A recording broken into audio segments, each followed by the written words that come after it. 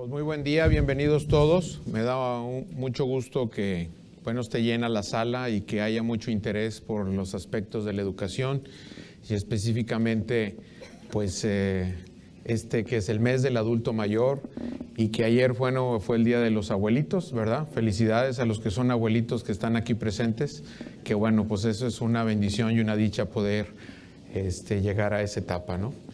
Pues el día de hoy decidí que tocáramos este aspecto que es muy importante, pues no solo desde los adultos mayores, sino desde etapas tempranas. Entonces, pues me da gusto que haya muchos jóvenes aquí, entusiastas, y que quieran aprender sobre el envejecimiento, porque definitivamente eso les va a llevar a entender este proceso y que tenemos que prepararnos desde ya, ¿verdad? Cada quien en la etapa que está cada uno de nosotros, ¿no? Si les estorbo ahí y no se ve bien, bueno, pero ahí hay otras imágenes, ¿verdad? Ahí me van avisando. ¿Qué significa llegar a la tercera edad en esta época en México? ¿Sí? Estos son valores reales ya para nosotros. Y entonces vemos que hay una elevada probabilidad de vivir 20 años más. Esa es la buena noticia, ¿sí? De que quien llega a los 60, 65 años, específicamente la mujer, tiene posibilidades de vivir 20 años más y a veces no se considera esa situación. Claro, te tiene que individualizar cada quien sus diferentes patologías, enfermedades que tenga, pero en general un individuo que llega en buenas condiciones es lo que se espera. Que un 20% recibirá probablemente una pensión. Y esas ya empezamos con las malas noticias, ¿verdad? Porque el 80% pues no la va a poder recibir. Ustedes están viendo todos los caos que estamos teniendo en nuestro país en relación a estos aspectos. Que 1 entre cada 6 tendrá demencia. Y entonces aquí si tienen madera, toquen madera, como dicen, ¿verdad? Para ver si nos liberamos de ¿verdad? De este flagelo. Pero pues obviamente yo estoy más preocupado que ustedes que van más adelante y que están aquí, ¿verdad? Pero esta es una realidad. Que 1 de cada 3 tendrá diabetes mellitus. La edad es un factor de riesgo para desarrollar esta situación. Se nos va acabando nuestra reserva de insulina en el páncreas. Que 1 de cada 2 tendrá una enfermedad cardiovascular. Y ahí estamos hablando de problemas de hipertensión, problemas de circulación, como cardiopatía isquémica. Es la principal causa de muerte, ¿verdad?, que tenemos en los adultos, es el corazón, ¿verdad? Que 1 entre cada 3 tendrá alguna manifestación de depresión. Y estas son de las cosas que tenemos que prepararnos, y el hecho que estén aquí hablan de una actitud precisamente, ¿verdad?, en pro del bienestar. Esto es importante. Que 1 de cada 2 estará física o mentalmente discapacitado por al menos 3 años antes de morir. Y esta es una situación seria. Y en la medida que nosotros colaboremos con lo que vamos a platicar hoy relacionado con la sarcopenia, pues obviamente habrá menos probabilidades que ese tiempo sea tan largo, ¿de acuerdo? Pero bueno, ¿quiénes son los adultos mayores? Precisamente en nuestro país tenemos 2 rangos, ¿verdad? Que cada vez que lo pongo me da una envidia bruta, ¿verdad? Y entonces, ¿a poco no se sentirían ustedes identificados? ¿Ah? Si ya desde ahorita, dices, si no estás así, ¿verdad? Entonces, pues es un individuo arriba de 70 años, ¿verdad? Que se dedicó a hacer ejercicio y llegó en muy buenas condiciones, ¿verdad? Y tenemos el otro lado de la moneda. Alguien que lo vemos y que hablamos de fragilidad. Una persona que está, pues obviamente ya con deterioro, pero que, pues ahí está. Y así mucha gente, bueno, pues se mantiene por muchos años porque obviamente se ha venido deteriorando. Y así en nuestro país, bueno, tenemos diferentes características de nuestras pues diferentes tribus incluso, ¿verdad? Entonces, pues todo esto hace que nosotros empecemos a tener conciencia de que tenemos que prepararnos, ¿no? Y esto es durante toda nuestra vida, no hasta que lleguemos a los 60 años, ¿ok? ¿Cuáles son los factores de riesgo? Entonces, si hacemos un análisis en relación al proceso de evolución, vemos ahí una parte que dice genes, ¿sí? Entonces, en esta parte viene el proceso de la gestación y el nacimiento, y ahí viene el 0. O sea, desde que estamos dentro de la mamá, precisamente viene nuestro proceso ya que son marcadores que podamos tener para nuestra evolución futura con el paso de los años. Los bebés que están teniendo problemas dentro en el embarazo, ¿verdad? Dentro de la matriz, pues es gente que nace ya con ciertos problemitas, algunos de ellos con infecciones, etcétera. Y entonces eso ya nacen con una situación negativa precisamente para la evolución de su vida. Pero desde ahí ya empieza a contar esta situación y la cuestión genética pues es fundamental, sobre todo en los primeros años. Quien ya brincó los 50 años, ¿verdad? Entonces ya tiene muchas ventajas porque ya la hizo, ¿sí? Y entonces pues cuenta cómo vivimos la infancia, cómo vivimos la adolescencia, cómo comimos, dónde nos desarrollamos, qué enfermedades tuvimos. Está demostrado, hace un par de años me tocó escuchar un estudio donde un psicólogo evaluó a todos los alumnos en una primaria y entonces 50 años después hicieron una revaloración de esos alumnos inicialmente. Entonces, pues fue muy interesante, ¿verdad? Juntar a los que todavía sobrevivían y entonces evaluar. Y entonces de ese estudio salió que qué factores eran importantes para evitar el deterioro cognitivo en esa gente.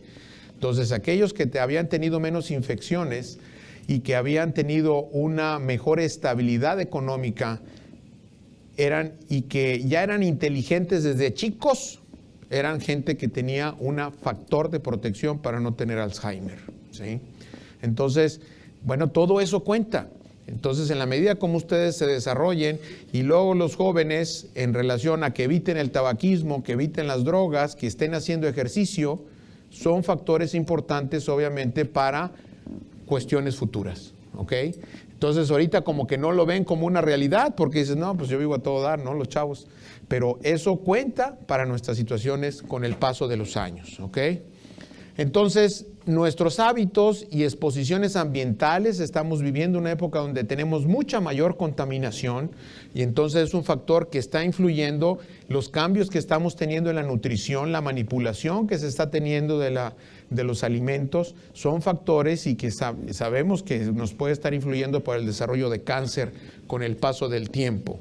Entonces, toda esta situación, morbilidad, quiere decir las enfermedades que estemos teniendo en la edad adulta y en la edad media, ¿no? Entonces, pues todo esto cuenta definitivamente, pero desde antes de que nacemos a este proceso de llegar arriba de los 60 años. ¿Cuáles son los factores protectores que son importantes? La educación. En la medida que nos estemos cultivando, ¿sí? Y no me refiero nada más a ir a la escuela, el hecho de estar aquí simplemente, eso habla de que ustedes están buscando educación en relación a los aspectos de la salud, es un factor muy importante. Y lo digo sobre todo por la gente arriba de los 60 años, ¿sí? Porque obviamente eso nos estimula y sabemos que el que se mantengan activos y atentos es fundamental. Este año, hace un mes, estuve en Boston, fue la reunión mundial del Alzheimer, y entonces uno de los artículos que hizo mayor ruido fue un estudio que se hizo en Francia, donde 500,000 gentes fueron evaluadas, y de ese 500,000 se concluyó que en la medida que atrasas tu jubilación, tienes mayor protección para evitar el Alzheimer, ¿ok? Entonces, el hecho que nos jubilemos y nos vayamos a la cama, ¿verdad? Y dejemos de trabajar, mal asunto, porque las neuronas empiezan a dejar de funcionar adecuadamente. Entonces, hay que buscar otro tipo de actividades, ¿verdad? En las cuales nos tengamos que desempeñar, ¿ok? Entonces, la educación es muy importante. Estilo de vida, ya veíamos un estilo de vida sana, ¿sí? Lo que comentábamos en cuanto a lo del ejercicio, la alimentación, tocaremos algunos aspectos en relación a esto. Una alimentación balanceada y obviamente la terapéutica en relación a padecimientos que tengamos control de la diabetes, de la hipertensión, de los problemas del riñón o del pulmón que tengamos, ¿verdad? En la medida que esté controlado, pues nos irá mejor en principio. Entonces tenemos un capital de salud física, psicológica y social, que estos serían los factores protectores precisamente para el desempeño de nuestra función en la vida, ¿ok? Entonces, vamos a hablar ahora de algo que es muy importante, que viene siendo la masa magra, que son los músculos, y que viene siendo la sarcopenia, ¿ok? Entonces, ¿qué es la masa magra? Pues es hablar de músculos, órganos y hueso, todo lo que no es grasa. 75% del peso corporal normal es músculo, el principal componente. ¿Okay? ¿Para qué nos sirve? Para la movilidad, para el balance, para la generación de energía. Es una fuente de proteínas y aminoácidos, y hay situaciones que son importantes, que cuando entramos en una situación de estrés, si algo nos ayuda, si tenemos más masa magra, nos va mejor. ¿Okay? La masa muscular es casi la mitad de la masa corporal de todo el cuerpo. Es lo que da la capacidad para moverse al individuo. Nos ayuda a regular la glucosa, ¿sí? Y hay deterioro en la masa contráctil y sus propiedades en la medida que se van deteriorando. Y esto es parte de lo que revisaremos. En esta gráfica estamos viendo lo que es el músculo, lo que estudiamos en medicina. Y ustedes pueden ver la parte del centro, que ahí precisamente viene siendo la unidad motora, y es cómo están nuestros músculos, y vemos cómo hay una actividad. Aparte del músculo viene lo que dice axón, y precisamente es la actividad eléctrica que se le manda al músculo para que se mueva, ¿de acuerdo? Y entonces, bueno, esta situación que está un poquito complicada para todos ustedes, es lo que hace cómo se vea por dentro el músculo, ¿no? En forma, pues, microscópica. Estas unidades motoras que tenemos en los diferentes músculos son varias. Unas, las lentas, ¿verdad? Son fibras pequeñas, y estas son de la miosina tipo 1. Y esos nos ayudan a una contracción lenta. Hay energía lenta pero constante, y esto la utilizan más sobre todo los corredores de distancia. Y con edad es lo que va prevaleciendo. Existen las unidades motoras rápidas, que son más fatigables, ¿sí? Más fuerza, más rápido. Son las miosinas tipo 2X. Hay mayor número de fibras y fibras más grandes. Esta es la que más utiliza Usain Bolt, ¿verdad? Ustedes saben que acaba de ganar los 100 metros, los 200 metros y el 4%, y ganó todas las medallas de oro en el Mundial de Atletismo. Bueno, pues estos son individuos que tienen más de este tipo de fibras. Actualmente al deportista que tiene capacidad le hacen una biopsia del músculo y ven cuánto tipo de fibras de estas tiene, y saben que va a ser un individuo que va a poder desarrollar estas cosas. No nada más es córrele, ¿verdad? A ver, vamos a hacer objetivos. Ya hay formas prácticas de valorar a alguien que va a ser determinante en este tipo de situaciones. Y entonces es una energía que viene a través del azúcar, y nos sirve para levantar pesas y hacer esas carreras cortas, ¿verdad? Y luego tenemos unidades motoras rápidas resistentes a la fatiga, que la unidad intermedia son las miosinas tipo 2A, y que nos sirven para actividades intermedias como caminar y movernos. Y en este diagrama estamos viendo entonces las fibras que tiene el individuo joven, es el A, las fibras que se ven en el B, que viene siendo con el envejecimiento, el adulto mayor, y la C, el individuo que ya tiene sarcopenia, o sea que ha perdido masa muscular. Y entonces ustedes pueden ver que el individuo joven cómo tiene esas fibras de tipo 1, ¿verdad? Y las fibras de tipo 2, ya hay un equilibrio. Pero en el individuo que ya tiene edad, ven cómo las de tipo 1 están prevaleciendo, que son las lentas, y vean cómo disminuyeron ya las de tipo 2. Y estamos viendo también en punteado, ¿verdad? Cómo, aquí lo vemos, fibras que se han denervado, o sea que ya se han ido deteriorando, y otras que se deterioraron y empezaron a regenerarse, ¿sí? Entonces, la edad es un factor para que éstas se vayan perdiendo su comunicación. Y el individuo que tiene sarcopenia, pues vean cómo hay mucho menos fibras, ¿verdad? Y obviamente están más denervadas, y ya no hay estas oscuras que son las que se reenervan, se va perdiendo esa capacidad de regenerar al músculo, ¿ok? Entonces, en la medida que evitamos que nosotros tengamos sarcopenia, tendremos mejor calidad en nuestras fibras, ¿de acuerdo? Entonces, pues vemos acá abajo cómo hay hormonas que influyen con el envejecimiento y aumentan, por ejemplo, la interleucina 6, el factor de necrosis tumoral, que esos son marcadores que se van elevando con la edad y que producen una oxidación, o sea, una situación no adecuada, y que va haciendo que el músculo vaya perdiendo esa capacidad de regenerarse. En esta gráfica vemos el rol del sistema nervioso y cómo con la sarcopenia vamos teniendo atrofia. Entonces, vean ustedes abajo, viene la edad, sobre todo en la gráfica que está a su derecha, y cómo con la edad se va perdiendo esa capacidad de que el sistema nervioso vaya actuando en nuestro músculo y entonces se va perdiendo esa función muscular. Esta gráfica nos habla de la masa muscular y lo que tenemos de grasa. Vemos que arriba dice fat. El individuo de 25 años tienen 14% de grasa. Los que están acá a la derecha, la mayoría, ¿verdad? Todavía andan ahí con el 14% de grasa. Y del otro lado, los que estamos acá de este lado, pues esta grasa ya subió al 30%. Entonces, la edad por sí mismo es un factor para que perdamos masa magra, para que perdamos músculo, simplemente por vivir, ¿sí? Entonces, la edad nos lleva a que tengamos más grasa y menos músculo. Esa es una mala noticia, por supuesto, ¿verdad? Aquí vemos un corte. Ustedes ven lo blanco de la parte superior viene siendo el hueso. Es un corte del muslo, ¿sí? Y entonces en el centro ven rojo que es el tuetanito, ¿verdad? Bien rico. Entonces el tuetanito, ¿verdad? Pues es grasa.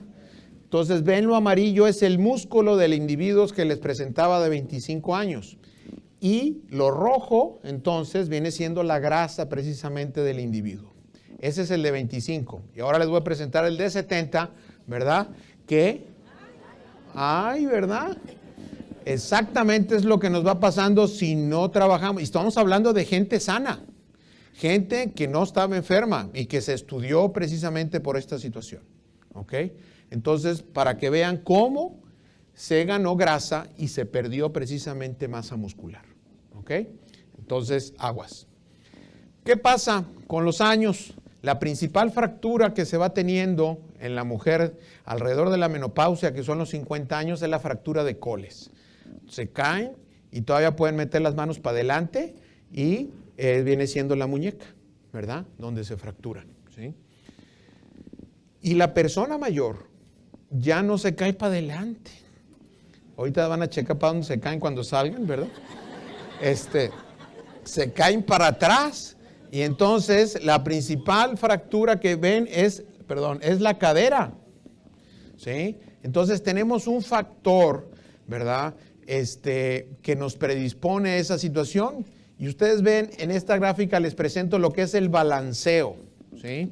Si ustedes los ponen parados con los dos pies juntos y luego cierran sus ojos, ¿verdad? No se echaron ninguna cheve ni nada, así, tranquilitos. Entonces fíjense, de 1 a 6 años, el círculo que hacemos, ¿verdad? De 7 a 12 y luego de 19 a 24 es donde mejor estamos, ¿ok? Sin embargo, pasan los años 25 a 30 y mayores de 76, ¿cómo estamos? Igual que como empezamos, de 1 a 6. Así es la vida. Subimos y regresamos a donde veníamos, ¿sí? Entonces, esta es la situación. ¿Por qué la edad? Entonces tenemos un menor centro de equilibrio y hay una situación de atracción hacia la parte de atrás y tendemos a caernos más y lastimarnos precisamente la cadera. ¿Ok? Si trabajamos nuestra masa muscular, eso se puede controlar mejor. ¿Ok? Cuando yo estudié geriatría, ya hace 20 años, fíjense, este año fui a un congreso internacional de Estados Unidos ahí y vi profesores que a ese congreso no había ido hacía tiempo, que fueron mis maestros. Y dije, qué viejitos se ven, dije, qué bárbaro. Así estás, papá. Así me decía yo. Pero bueno, esta foto es precisamente de hace 20 años. Trabajamos en un asilo allá, donde teníamos casi 800 abuelitos ahí, la mayoría judíos. Y entonces, en ese tiempo ya sabíamos que la actividad física era importante, la actividad aeróbica, el caminar, el trotar. Sin embargo, se empezó a demostrar con la doctora Fiatirone, precisamente que, fíjense cómo está levantando la pierna y atrás hay pesas, ¿sí? Y entonces, el trabajar contra una resistencia hacía que mejorase la masa muscular. Entonces, se demostró que el ejercicio aeróbico convenía, pero si tú lo apoyabas con trabajo de resistencia, eso te mejoraba la calidad de tu músculo, ¿verdad? Y entonces eso ha venido avanzando, ¿no? Vemos aquí los cambios del envejecimiento y ustedes están viendo la masa muscular. Se las voy a poner a color para que lo vean mejor. Y entonces ven en rojo precisamente lo que es el músculo y en blanco alrededor se ve la grasa, pero cómo el músculo está infiltrado también de grasa, ¿sí? Entonces es precisamente, y ustedes lo ven abajo, el individuo que tiene sarcopenia, cómo tiene mucha mayor infiltración de grasa. Y ahora cuando ustedes piden un corte así bien rico de arrachera y todo el asunto, en la medida que tiene grasa, es un corte que está más sabroso, ¿verdad? Y los angus y todo este tipo de cosas, ¿verdad? Pues hay una calidad para cuando compra uno ahí los cortes. Bueno, pues para nosotros no es la buena noticia, ¿verdad? Obviamente que con la edad vamos teniendo esta situación. Entonces hay una infiltración del componente graso que nos lleva a una denervación y desequilibrio precisamente con la estructura muscular. Aquí les quiero poner, obviamente, que hay cambios hormonales con el envejecimiento, donde baja la hormona de crecimiento, baja la testosterona, sobre todo en el varón, el factor de crecimiento similar a la insulina, que son cosas que nos han ayudado en nuestro desarrollo a mantenernos adecuadamente. Y al bajar esta situación, nos influye precisamente en tener una menor calidad de músculo. Entonces tenemos un equilibrio generalmente en el desarrollo en la síntesis de proteínas y el metabolismo de ellas. Pero con la edad esa balanza se va inclinando a que hay mayor pérdida en el tipo de proteínas que tenemos. Entonces, los cambios en la composición corporal reflejan que hay una menor producción de proteínas y hay una destrucción. Pero sobre todo, más que destrucción en el adulto mayor, viene siendo hay una menor producción de proteínas. Por lo tanto, es fundamental la dieta en proteínas para poder mantener esa calidad de proteínas en el músculo, ¿no? Y además, se disminuye la capacidad del músculo de regenerarse posterior cuando tenemos una lesión. Entonces, aquí vemos cómo este equilibrio están las proteínas, los aminoácidos son los que se juntan y luego nos forman las proteínas. Y entonces, con la edad, bueno, tenemos un mayor desdoblamiento de proteínas, ¿verdad? Que se pierden hacia la sangre y entonces tenemos menos calidad precisamente en esto. Fíjense, esta gráfica aquí les muestro también cómo los individuos alcanzan un pico de masa temprano con la edad. O sea, generalmente a los 30 años tenemos el máximo desarrollo de nuestras funciones. ¿Sí? 25, 30 años, ya me lo han ido bajando, antes hablábamos 35, vamos en 30 y ahora que menos de 30. Entonces, muy importante esto para los jóvenes, porque en la medida que han desarrollado su masa muscular, entonces hasta ahí llegan. Y esto es fundamental también para el hueso, para prevenir cuestiones de osteoporosis, sobre todo la mujer.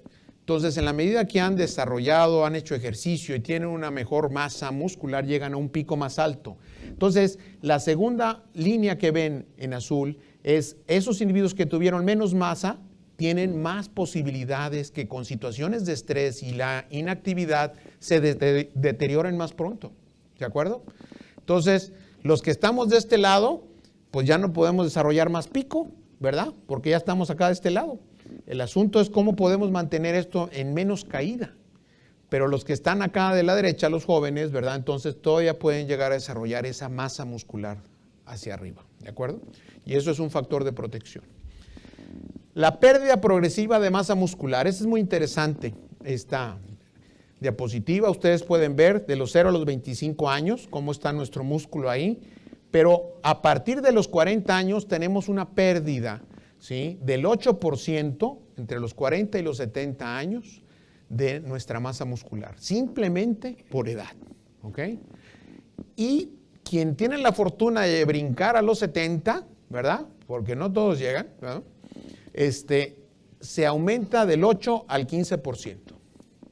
Entonces, esto es fundamental porque, obviamente, si perdemos masa, hay pérdida de fuerza y energía, hay pérdida de la independencia, el que podamos valernos por sí mismos, el que no estemos en una silla de ruedas.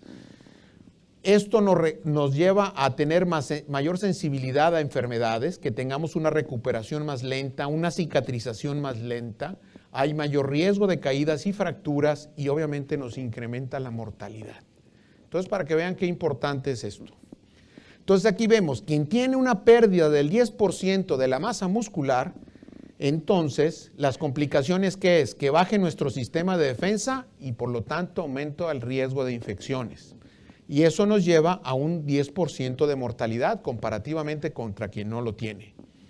Si es el 20%, baja la cicatrización, aumenta la debilidad muscular, más infecciones, la mortalidad aumenta hasta el 30%.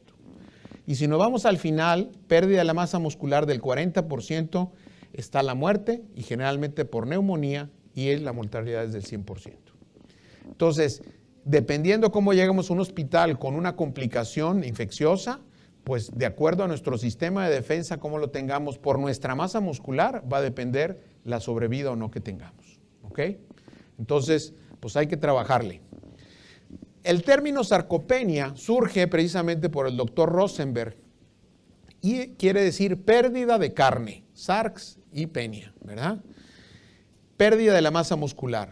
Y entonces ya veíamos que es por procesos celulares que se van deteriorando y esto nos lleva a disminuir la fuerza, la movilidad, la fatigabilidad, trastornos metabólicos, etc.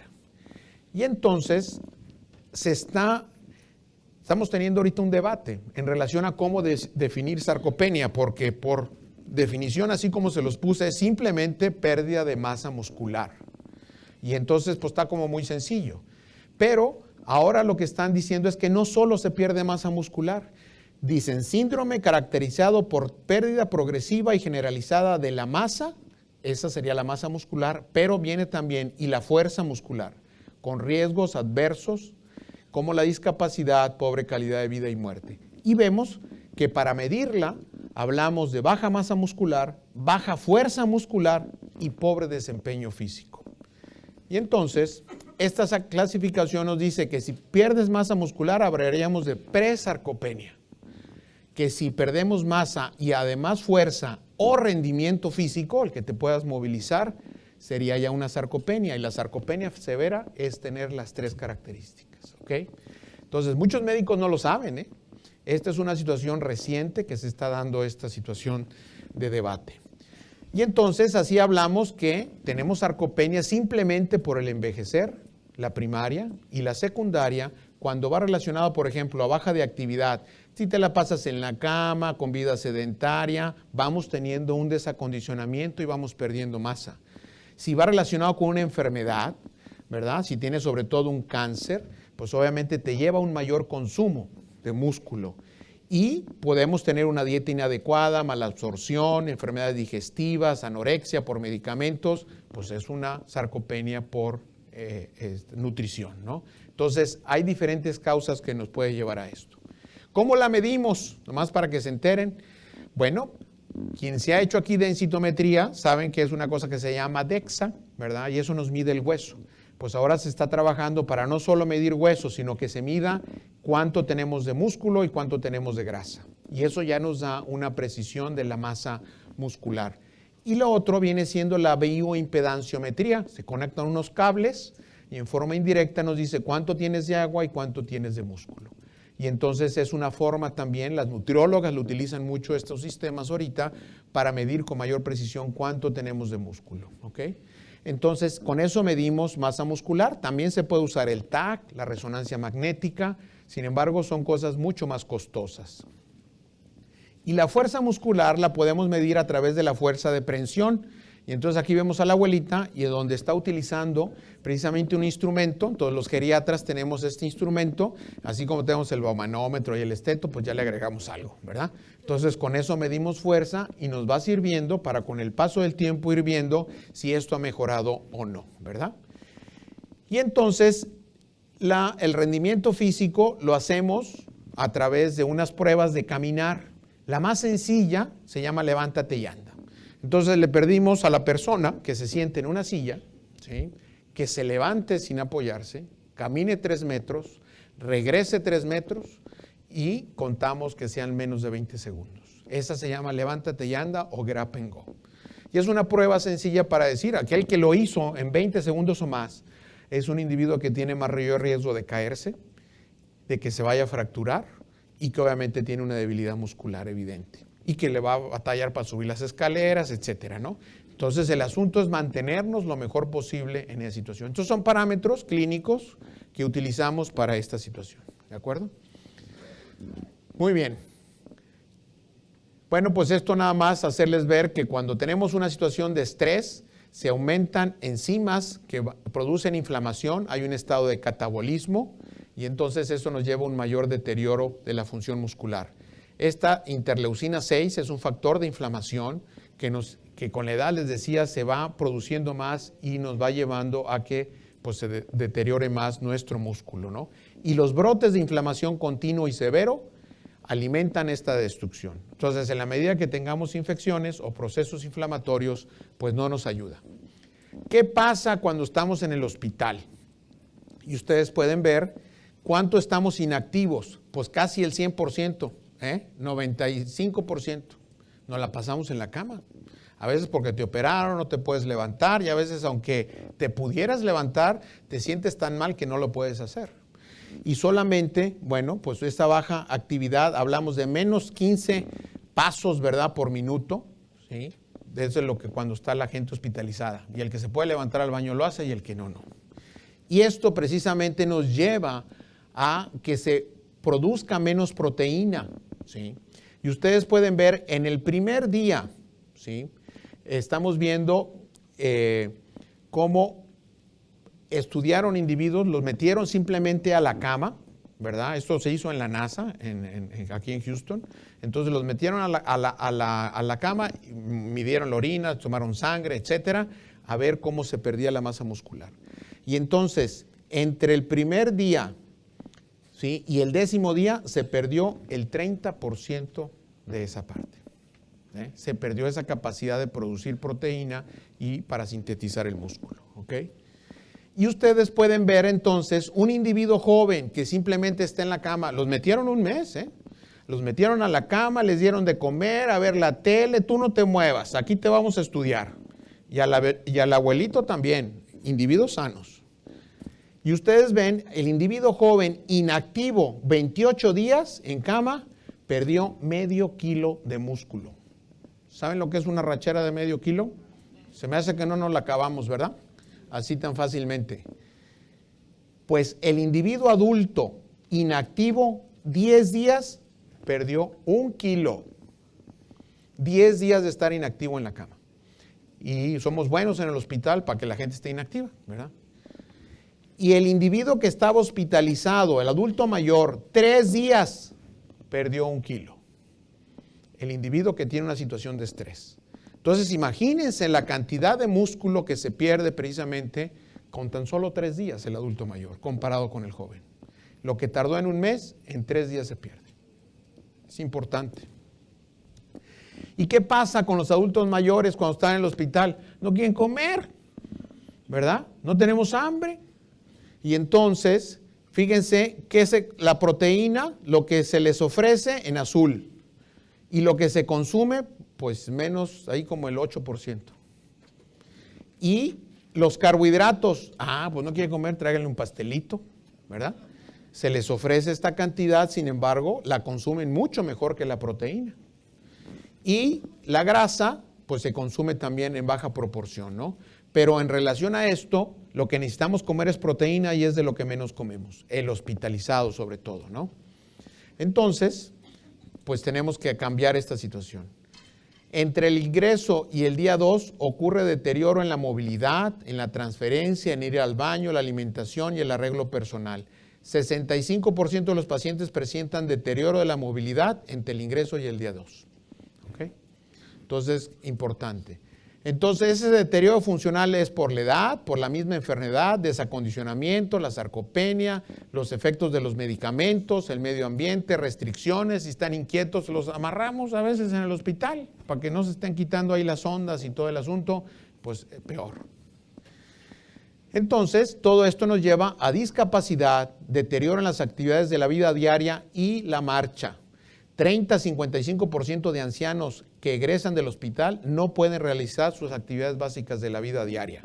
Levantarse, ir al baño, comer por sí solos, tienen que apoyarlos precisamente para estas situaciones, ¿ok? Pues eso es tremendo, ¿no?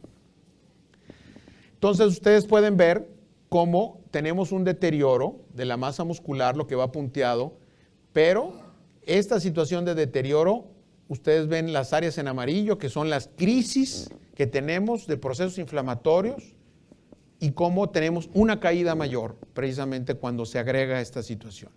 ¿Okay? Entonces, si no nos preparamos en eso, nuestra pérdida es mayor. Vean esta foto, impresionante, ¿no?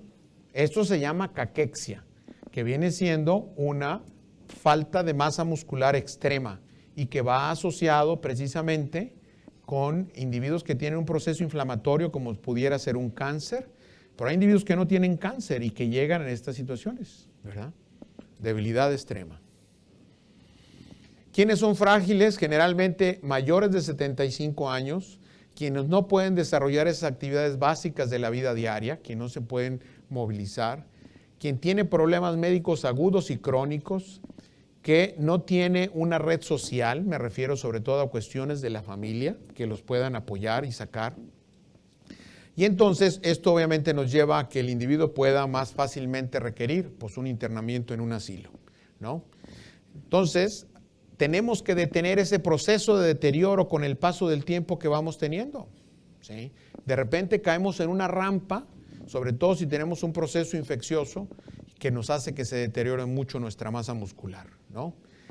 Entonces vemos esta caída del 100% y cómo vamos perdiendo si tenemos una infección o tenemos una enfermedad crónica, se va deteriorando y luego llegamos a esta zona de fragilidad. Esto es una situación crítica, porque si caemos después de eso estamos más cerquita de ir al panteón, ¿verdad? O que nos cremen, ¿verdad? Que ahora es la novedad, más que ir al panteón, pues una cremada que nos den, ¿no? Entonces, ¿cómo definimos fragilidad? El que mejor la define es Quino.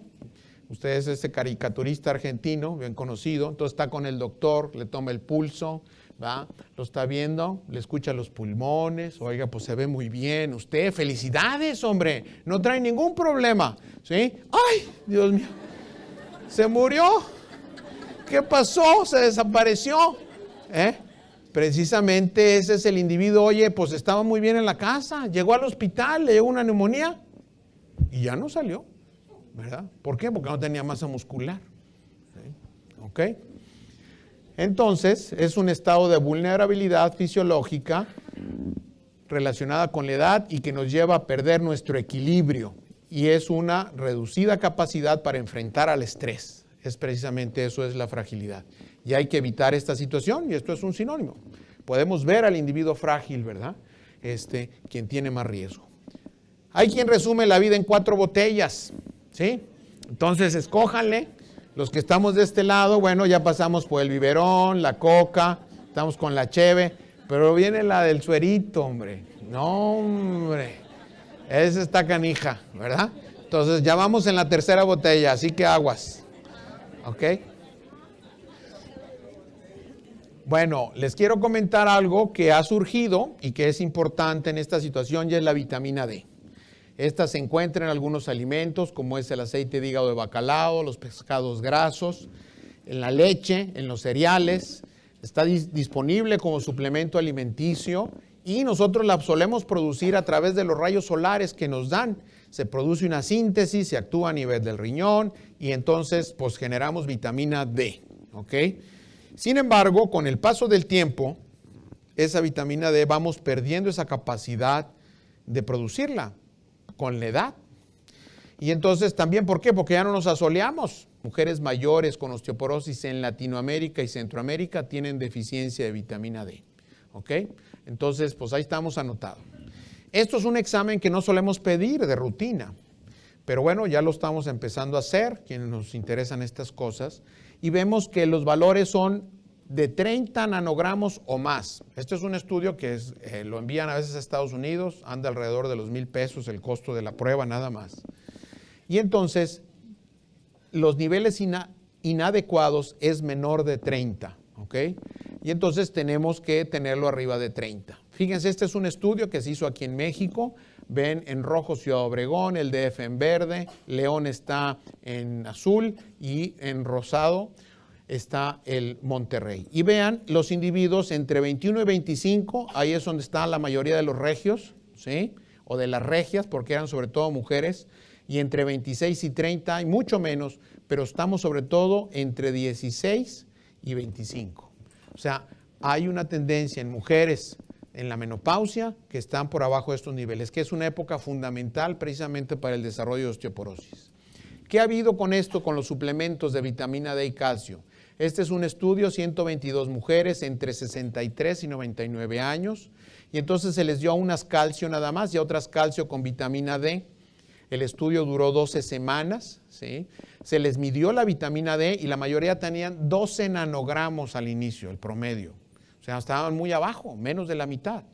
Entonces, aquellas que se les dio calcio y vitamina D, el que ven en roja, disminuyó las caídas el 49%. En esas 12 semanas se demostró que mejoró precisamente la calidad del músculo y el poderse movilizar. Entonces, este es otro estudio, 4,100 adultos entre 60 y 90 años, prueba de velocidad de caminar de 2 metros, ¿verdad? Que tenían, y entonces se vio como aquellos individuos que tenían los niveles arriba de 24, sobre todo 30, cómo mejoraron su velocidad precisamente de marcha al tener los niveles normales. ¿Okay? Entonces, la vitamina D tiene menos riesgo de que tengamos fracturas de cadera y vértebras, menor riesgo de caídas, fuerza muscular la mejora y los bajos niveles están asociados con debilidad muscular, ¿no?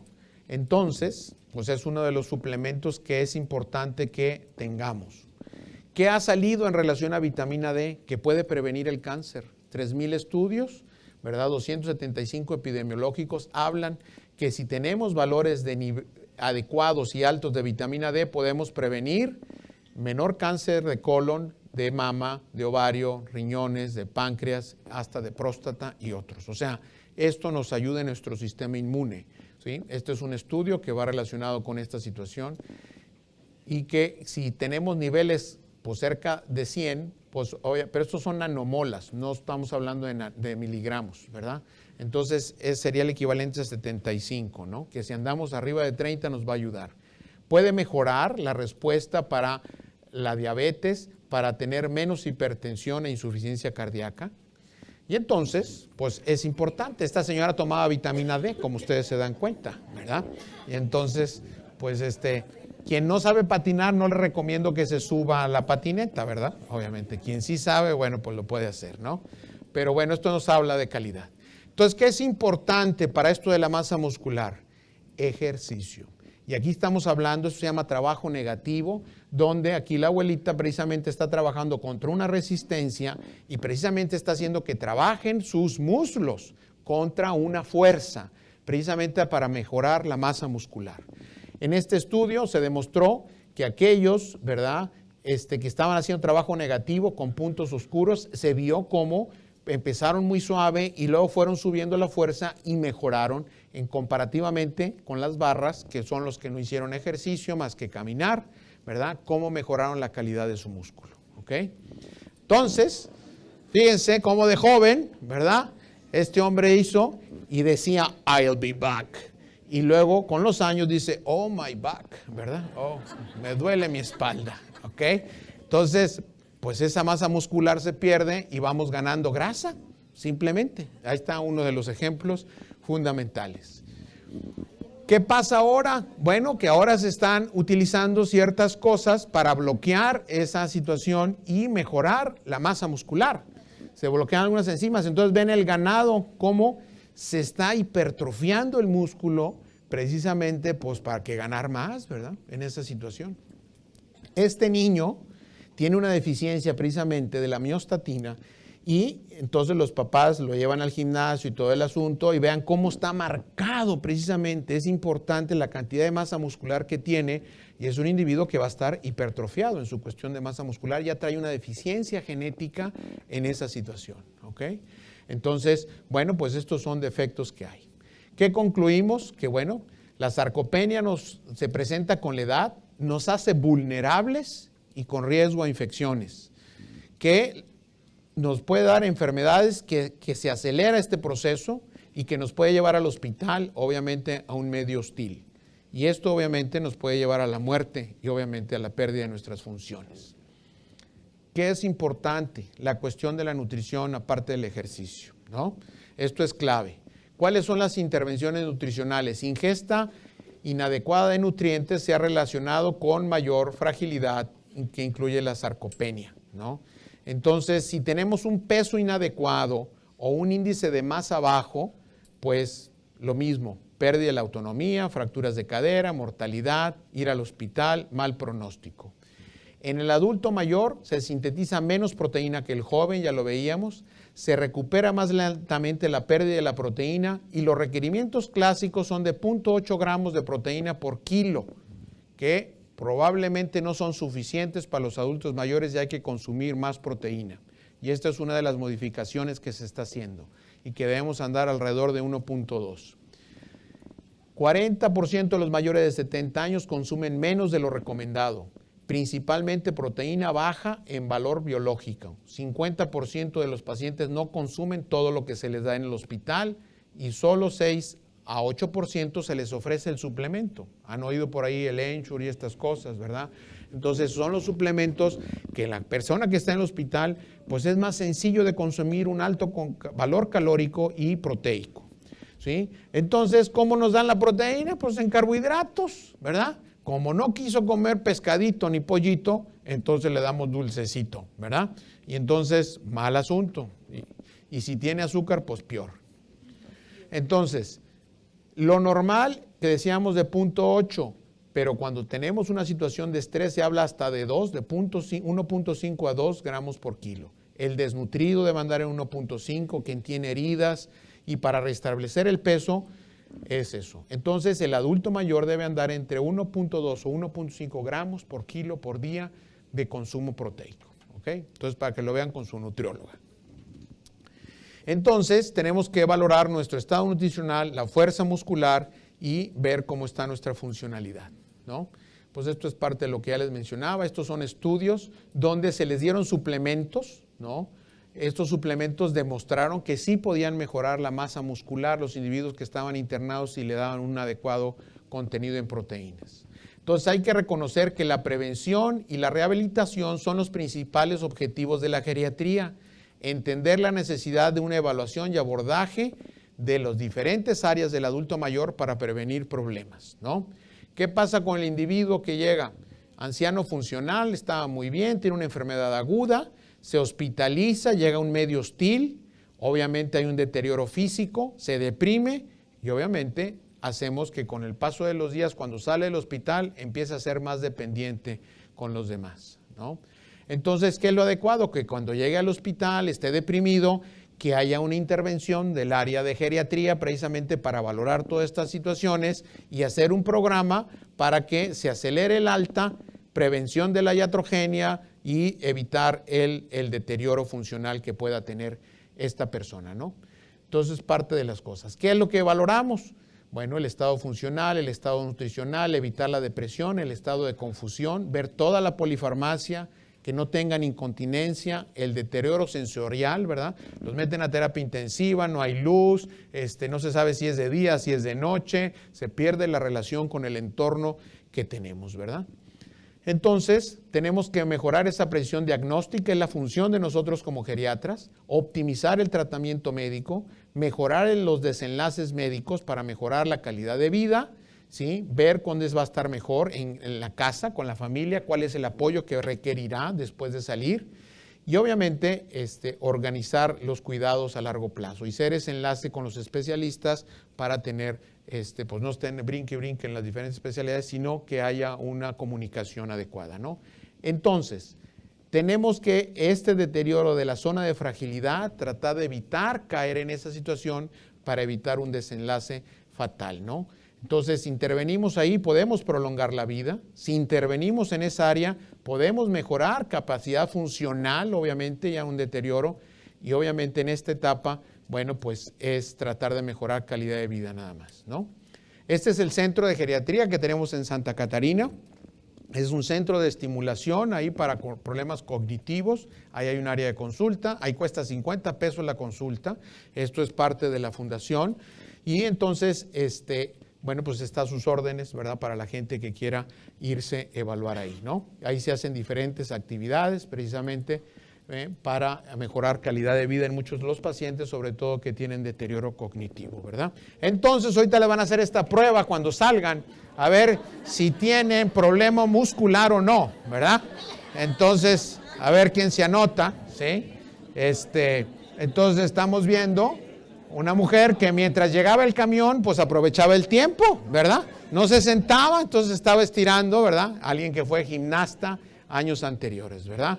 Entonces, bueno, las comorbilidades, diferentes enfermedades nos pueden llevar a una dependencia y esta zona de fragilidad, sobre todo la unión de todos estos aspectos, pues es lo que nos puede llevar a que nos compliquemos precisamente las cosas, ¿verdad? Entonces, pues, muchas gracias.